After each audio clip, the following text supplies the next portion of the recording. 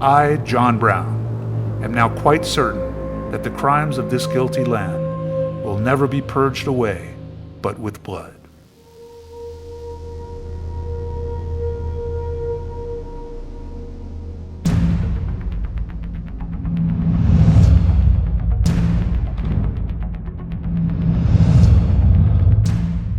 Hello, everyone, and welcome to Well-Hung History, where we tell the tales of the condemned and the executed. I'm Terry Allen, and thanks for joining us. Today's topic is John Brown, the famous American abolitionist, best known as the ringleader of Bleeding Kansas and his doomed raid on the U.S. arsenal at Harpers Ferry. Now, if you're not familiar with Brown, or perhaps have just heard of him in passing, get ready to learn about a truly fascinating person. I would humbly argue he is one of the more colorful and important characters in American history. And his story and his actions are integral in better understanding slavery in the United States and the events that ultimately brought about the Civil War and then the eventual end of that, quote, peculiar institution itself. We'll start by learning about his life and the influences and inspirations that culminated in his being remembered and widely studied and discussed to this day. But before we get into the basic chronological details of his life, I think it's important to remember that while most iconic historical figures reach the apex of their fame or influence in early life or middle age, and then gradually fade from prominence, Brown was the reverse. He, in fact, had spent his first 5 decades on Earth in a constant losing battle against convention. He failed time and time again at so many endeavors and remained mired in obscurity for most of his life, only to find himself both a hero to some and an anti-hero to others on the eve of his mortality. He was born May 9th, 1800 in Torrington, Connecticut, into a deeply devout Puritan family. And when I say devout, you should take me at my word. Frivolity of any sort was nowhere to be found in the Brown household. His mother was Ruth Mills Brown, who hailed from Welsh and Dutch ancestry, and his father was Owen Brown, sometimes called the Deacon, and he was of old Yankee stock. Grandfathers from both lines of his family had fought, and one was killed, fighting for the American cause during the Revolutionary War.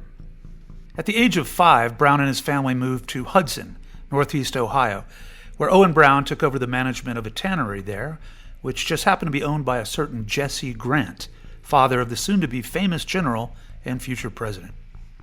This area of the new country was essentially frontier land at this time and a known hotbed of abolitionist sentiment.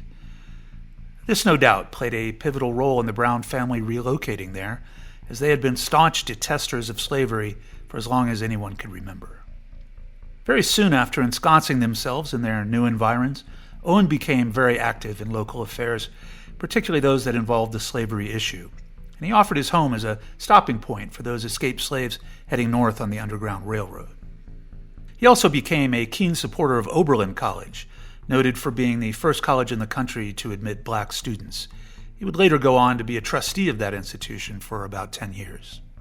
As the younger Brown grew into and through adolescence, he became a voracious reader and more pious in his thinking. He memorized each passage of the Bible, and he swore off all of what he considered earthly vices, right down to tea. Tea? What a party animal. He also becomes more and more engaged in the abolitionist cause, to the point of fanaticism, as we will soon learn. At the age of 20, he married for the first time to a local girl named Dianthe Lusk, and they began to rapidly grow a family, eventually resulting in 7 children, including a son, Owen, who we will be learning about later. In 1825, Brown moved his young family next door to the very rural area of Richmond Township, Pennsylvania, where he had purchased 200 acres, and he had built a cabin and a tannery there. He also did something very telling, and that was a harbinger of things that would follow. He constructed a hidden room in the barn, specifically designed to harbor runaway slaves, and helped smuggle them about 50 miles or so to Jamestown, New York, the next stop on the line. Later research suggests that as many as 2,500 escaped slaves may have taken refuge at some point there over the many years of its operation. Brown became very active in this small frontier community, alternately founding its first school and post office, to which he would later become postmaster. But tragedy strikes in quick succession, as it will for the rest of his life. First was the death of his 4-year-old son Frederick in 1831, followed by that of his wife in 1832 in childbirth. As a result of these heartbreaks, his business begins to suffer and his debts begin to mount. But as was common in those days and places, he quickly remarried, this time to Mary Day, a 17-year-old housekeeper. They would remain married for the rest of his life and eventually would welcome another 13 children into the fold. Of these were 7 boys, all of whom in one way or another fought with their father for the abolitionist cause. In 1836, Brown pulled up the stakes again and he heads back to Ohio, this time to what was then called Franklin Mills, now Kent. He engaged in land speculation there with mostly poor results, and he taught Sunday school, and he remained transfixed with his work in the Underground Railroad. It was here that Brown and his sons first caused a public stir regarding their radical views on slavery. After inviting a black family to sit in their pew during Sunday service at the local Congregational church, the Browns were expelled. Brown responded by bellowing, quote, "Here before God, in the presence of these witnesses, from this time I consecrate my life to the destruction of slavery." While some of his family and supporters quit this flock and moved on to the Methodists, John Brown himself from that day on rejected all Christian denominations. He instead would practice his faith on his own terms, without the interference of people he surely thought to be false prophets. But things continue to get worse for him, and in 1842 he's forced to declare bankruptcy. And this was on the heels of 3 of his sons, Charles, Peter, and Austin, all dying of dysentery the following year.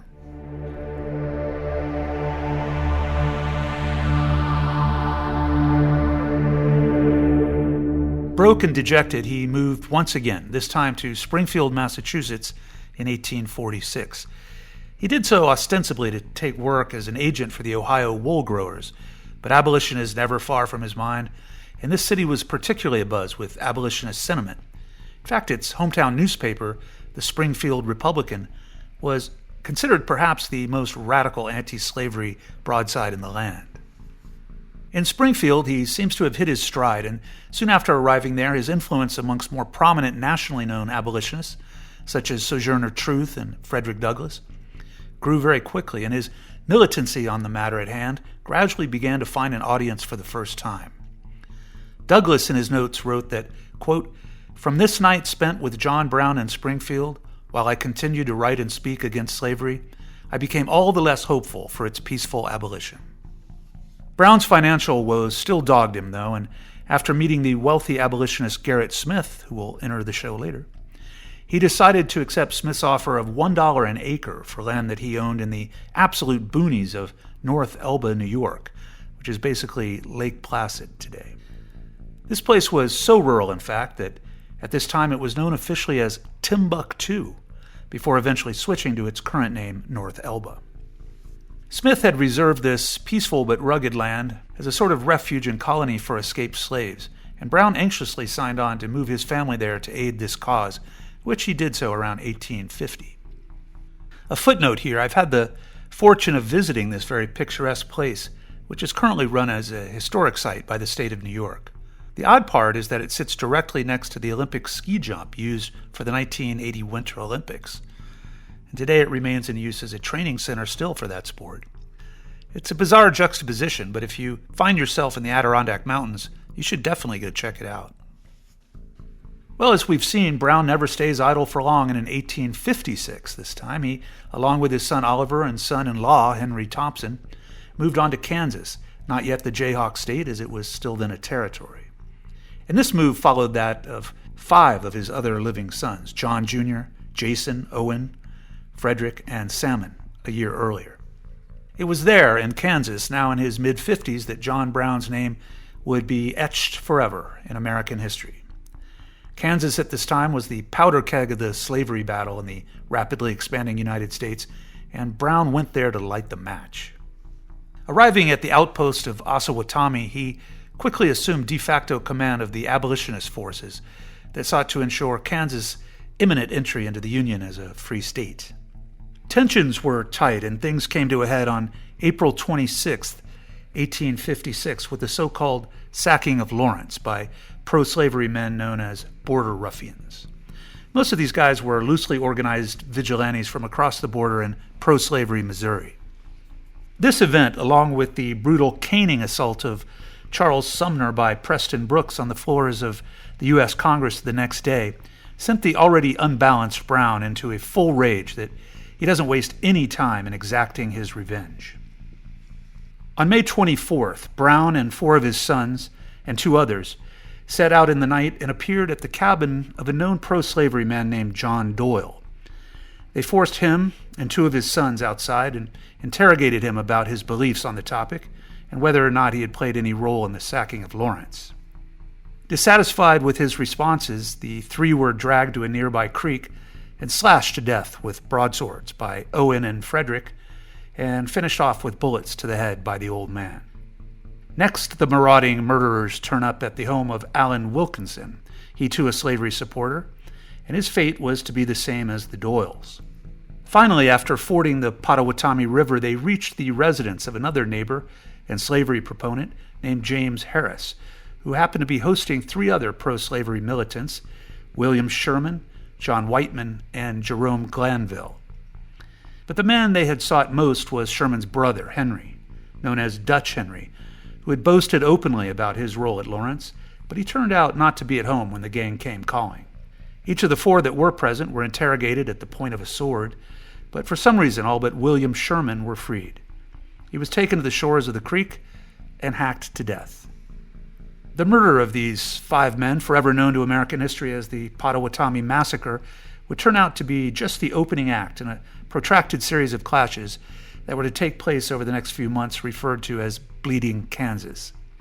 By the end of it, the fighting would claim the lives of about 30 or so men on both sides, including Brown's son Frederick at Osawatomie in August of that year. Bleeding Kansas catapulted John Brown into the national spotlight as both a virtuous hero to some and a ruthless villain to others. It is indisputable that this penultimate event was pivotal in the eventual collapse of the Union and the onslaught of the American Civil War. Let's take a short break and then travel east again, this time to Harpers Ferry, Virginia, now West Virginia, which would codify his infamy and lead to his eventual hanging.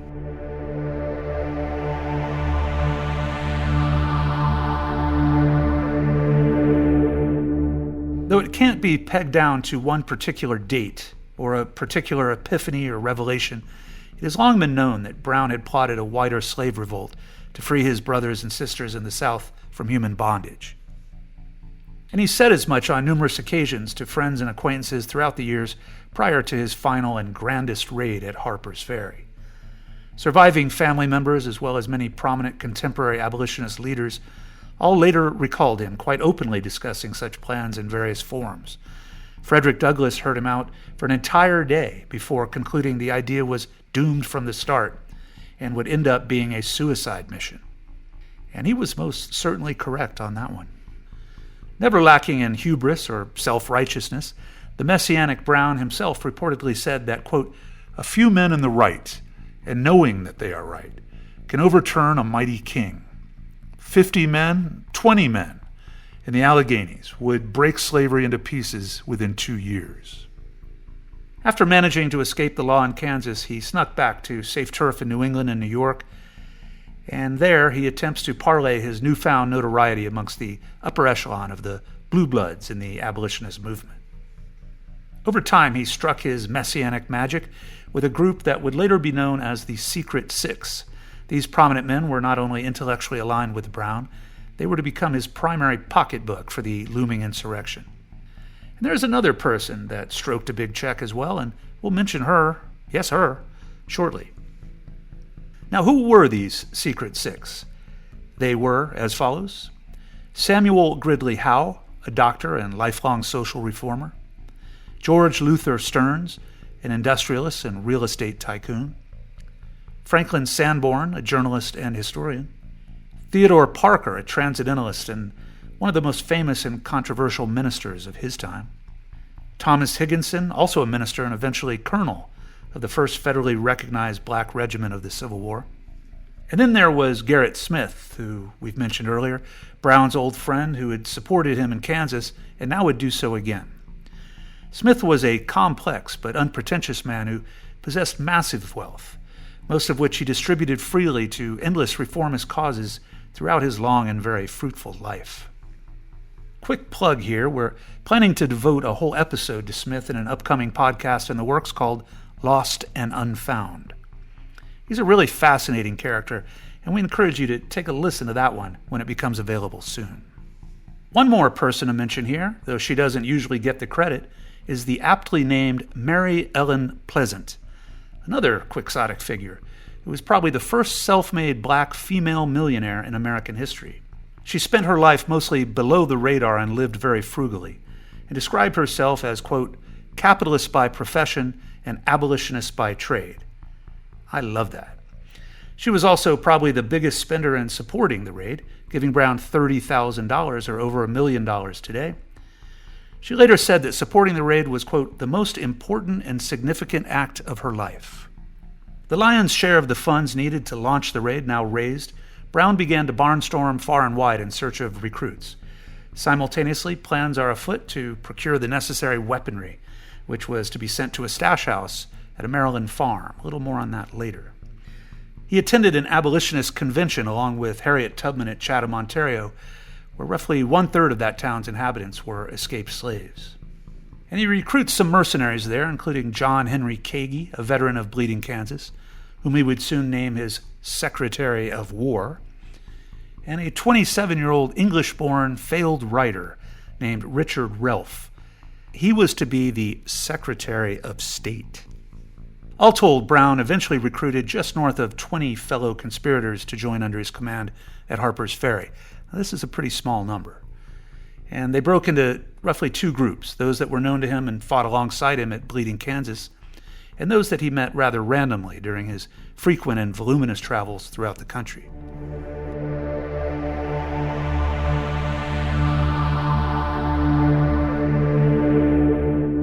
This ragtag collection was very diverse on countless fronts: race, education, age, social and legal status, and just general abilities. But they all had fallen under the spell of the man they now called Captain Brown. Well, though no doubt he yearned for more men, more money, and more weapons, Brown decided the witching hour was near and final preparations for the assault were made. He departed North Elba along with his sons Owen, Watson, and Oliver in the summer of 1859, and they made their way down to the Kennedy warehouse in Maryland, about 5 miles from Harpers Ferry, where the cache of weapons were being stored. The weapons that had been gathered were about 200 Sharps rifles, some shotguns, and about 1,000 long wooden pikes meant for hand-to-hand combat. Rifles were distributed to each of the raiders, but the remaining arms and pikes were intended for escaped slaves, whom Brown believed would join the rebellion en masse. But as we'll soon learn, these would never be used and were instead widely sought as souvenirs after the dust of the fighting settled. Their appearance, along with other would-be raiders, were suspicious to some of the neighbors, but they seemed to be sufficiently inconspicuous enough in their movements as to ward off wider concern. The whole gang soon convened at the farmhouse in the days prior to the raid, and weapons were distributed and final plans poured over. Now, before we get to all the drama that's about to go down, we admittedly haven't properly discussed why this site was chosen and what Brown precisely intended to be the outcome of the raid. Well, the location part is pretty easily explained, and that is that the U.S. Armory at Harpers Ferry was known to contain somewhere around 100,000 muskets and rifles that had been manufactured there since 1800. On the face of it, it seems like this would be the last place in the country that a motley band of 20 or so insurrectionists would choose to attack. But Brown, in his zeal, believed the opposite, as the slave uprising he prophesied would be so popular and so successful that once besieged and overrun, the armory would provide the firepower necessary to subjugate the entire South and bring about the end of slavery altogether. And now, what did John Brown really expect would happen when the first bullets started flying? This question has been asked ever since the event itself, and the specific answer, if there really was one, went with him the moment he dropped from the scaffold in nearby Charlestown. We do have many clues, though. It expressed through some of his own words and speeches, and later from those to whom he divulged his plans and were willing to admit so in public. It's clear that he felt adamantly, even providentially, that the only way to end slavery was, in his own words, to purge this land in blood. He believed that an all-out race war was the only answer to this ancient and barbaric practice, and that he very openly declared he was chosen by God to bring this about. Throughout his life, he cited the Declaration of Independence and selected passages from the Old Testament as justification for this. It is said that Brown believed that 200 and 500 slaves held at nearby plantations would rise up spontaneously on the night of the attack, join the cause, and temporarily hold the armory. This would frighten all slaveholders in the region to the point of impotence, and then, in quick succession, throngs of others, black and white, would join in and begin a long march further south, emancipating all the slave population along the way. Okay, this is an admittedly cursory explanation of the whole tamale, but at its basic roots, this was the plan. And though he's long had legions of admirers then and since, for what may have been a noble cause, let's just admit it. This was batshit crazy then, and it's batshit crazy now. But let's get back to the action. On the evening of October 16, 1859, Brown and 19 men advanced under the cover of darkness, reaching Harpers Ferry at around midnight. 3 men, Owen Brown, Francis Jackson Merriam, and Barclay Coppic, stayed behind at the farmhouse to provide rear guard and protect the cache of weapons stored there. Now at the armory, the gang cut the telegraph lines, successfully disabling communication with points in both Virginia and Maryland. They soon encountered the sole night watchman and, at gunpoint, forced him to turn over the keys to the facility. Soon afterward, they were approached by a baggage handler from the train station. His name was Hayward Shepard, ironically a freed black man, and they shot him, making him the first unwitting victim of this doomed scheme. Hearing gunshots, a doctor named John Starry, who lived across the street, was roused from sleep and soon raised the alarm throughout Charlestown. A curious event happens next, when a train bound for Baltimore was passing through, and it was flagged down by the hapless night watchman. Brown inexplicably boarded this train and essentially preached and lectured to the passengers for a few hours, and told them what he was up to. And as he was headline news at the time, most surely he would have been known to most people, but he made no attempt to keep his identity hidden. Why he chose to do this in the midst of a pending raid on a United States military installation is a mystery. Was it just utter and complete megalomania? Was it madness that he had long been accused of by his detractors? Even he himself admitted after being captured, he called this his one mistake. Sorry, JB, I think there are a lot more than one.